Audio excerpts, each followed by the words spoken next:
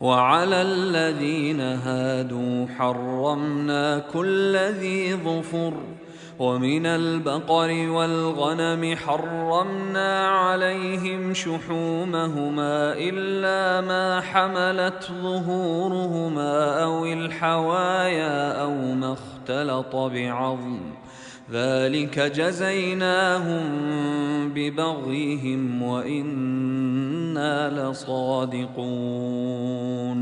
اور ہم نے یہودیوں پر ہر ناخن والا جانور حرام کر دیا تھا، اور ہم نے ان پر گائے اور بکری کی چربی حرام کر دی تھی، سوائے اس چربی کے جو ان کی پیٹھ یا انتڑیوں سے لگی ہوتی ہے یا جو ہڈی کے ساتھ چپکی ہوتی ہے۔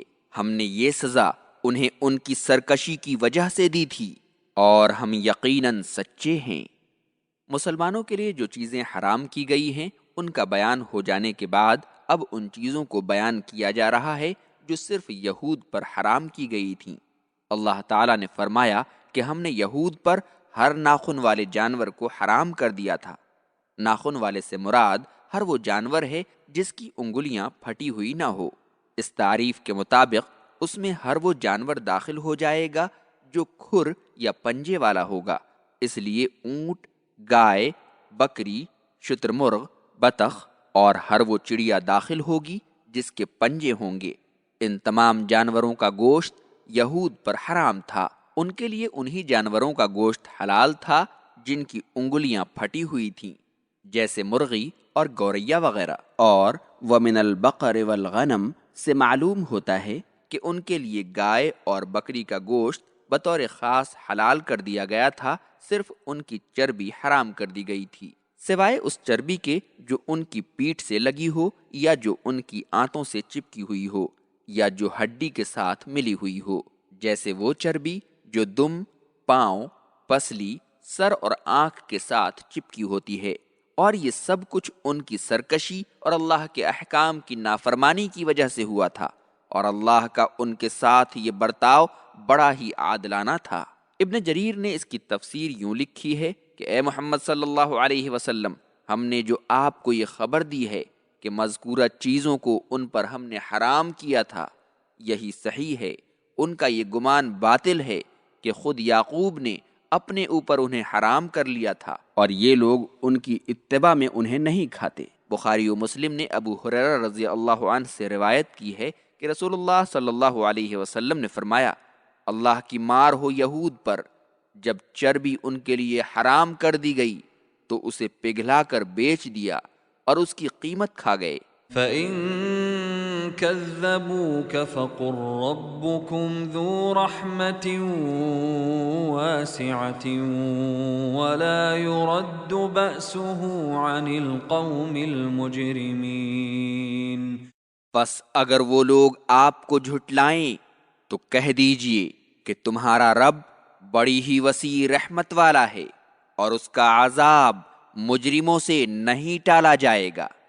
نبی کریم صلی اللہ علیہ وسلم کو خطاب کر کے کہا جا رہا ہے کہ اگر مشرکین اور یہود آپ کی تکذیب کریں اور کہیں کہ تحلیل و تحریم سے متعلق تم نے جن احکام کی نسبت اللہ کی طرف کی ہے ان میں تم صادق نہیں ہو، تو آپ کہہ دیجئے کہ اللہ بڑا ہی رحم کرنے والا ہے کہ تمہاری نافرمانیوں پر تمہیں عذاب دینے میں جلدی نہیں کر رہا ہے، لیکن یہ بات تمہارے ذہنوں سے غائب نہیں ہونی چاہیے کہ عذاب میں تاخیر کا ہرگز یہ مطلب نہیں کہ جرم کرنے والی قوموں سے اللہ کا عذاب ٹل جائے گا۔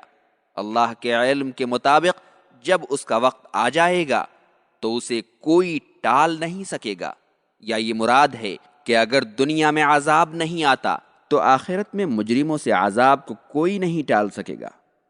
سيقول الذين أشركوا لو شاء الله ما أشركنا ولا آباؤنا ولا حرمنا من شيء كذلك كذب الذين من قبلهم حتى ذاقوا بأسنا قل هل عندكم من علم فتخرجوه لنا إن تتبعون إلا الظن وإن أنتم إلا تخرصون۔ جن لوگوں نے شرک کیا وہ عن قریب کہیں گے کہ اگر اللہ چاہتا تو نہ ہم شرک کرتے اور نہ ہمارے باپ دادا اور نہ ہم کسی چیز کو اپنی طرف سے حرام قرار دیتے۔ اسی طرح جو لوگ ان سے پہلے گزرے ہیں انہوں نے بھی رسولوں کو جھٹلایا، یہاں تک کہ ہمارا عذاب انہیں چکھنا پڑا۔ آپ پوچھئے کیا تمہارے پاس کوئی دلیل ہے کہ اللہ تمہارے اعمال سے راضی ہے؟ تو اسے ہمارے سامنے ظاہر کرو۔ تم لوگ صرف ظن و گمان کے پیچھے لگے ہو اور تم لوگ صرف جھوٹ بولتے ہو۔ اس آیت کریمہ میں اللہ تعالیٰ نے مشرکین کے ایک شبہے کی تردید کی ہے۔ وہ نبی کریم صلی اللہ علیہ وسلم سے کہتے تھے کہ ہم جو تمہارے خیال میں شرک کا ارتکاب کرتے ہیں اور بعض چیزوں کو اپنی طرف سے حرام قرار دیتے ہیں تو اس کا علم اللہ کو ہے، وہ ہماری حالت بدل کیوں نہیں دیتا اور ہمارے دلوں میں ایمان کو داخل کیوں نہیں کر دیتا؟ جب اللہ ایسا نہیں کرتا تو معلوم ہوا کہ سب کچھ اس کی مشیت اور ارادہ کے مطابق ہے اور وہ ہم سے راضی ہے۔ اللہ تعالیٰ نے فرمایا کہ اسی شبہے کی وجہ سے بہت سے لوگ پہلے بھی گمراہ ہوئے اور یہ نہایت ہی لچر دلیل ہے۔ اگر تمہاری بات صحیح ہوتی تو اللہ تعالیٰ تمہیں عذاب میں کیوں مبتلا کرتا؟ اس کے بعد اللہ تعالیٰ نے نبی کریم صلی اللہ علیہ وسلم کو خطاب کر کے فرمایا کہ آپ مشرکین سے کہیے کہ اگر تمہارے پاس کچھ ایسی معلومات ہیں جن کی بنا پر تم کہتے ہو کہ اللہ تمہارے حال پر راضی ہے تو اسے ظاہر کرو۔ اس کے بعد اللہ نے خود ہی فرمایا کہ اے اہل شرک، تمہارے پاس وہم و خیال اور اعتقاد فاسد کے علاوہ کچھ بھی نہیں، تم یوں ہی اللہ کے بارے میں جھوٹ بولتے ہو۔